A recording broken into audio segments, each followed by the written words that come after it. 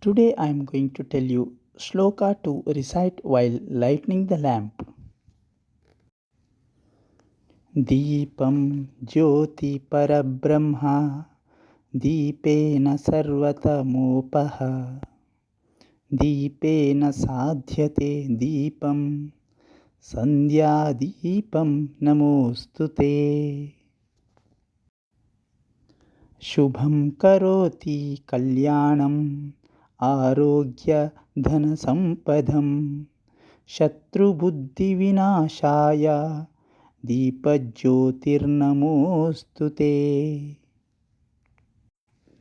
Deepam Jyoti Parabrahma Deepena Sarvatamopaha Deepena Sadhyate Deepam Sandhya Deepam Namostute Shubham Karoti Kalyanam Arogya Sampadam Shatrubuddhivinashaya Deeparjyotirnamostute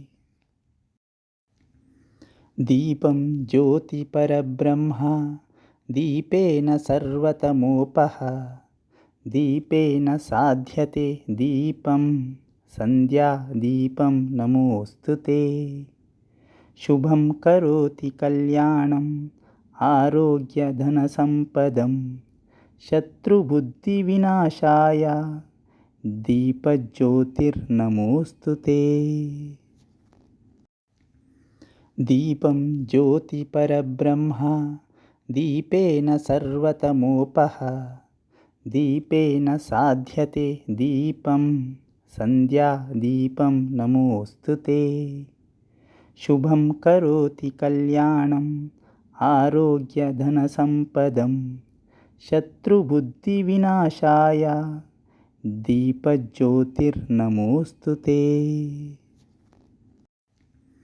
Deepam Jyoti Parabrahma Deepena Sarvatamopaha Deepena Sadhyate Deepam Sandhya Deepam Namostute Shubham Karoti Kalyanam Arogya Sampadam Shatrubuddhivinashaya Deepajyotirnamostute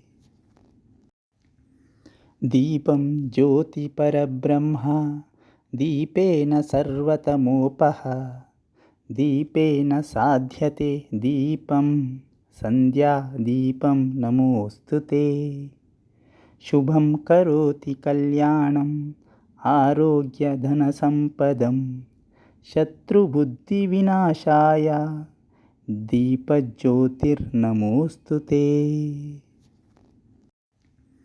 Deepam Jyoti Parabrahma Deepena Sarvatamopaha Deepena Sadhyate Deepam Sandhya Deepam Namostute Shubham Karoti Kalyanam Arogya Sampadam Shatrubuddhivinashaya Deepajyotirnamostute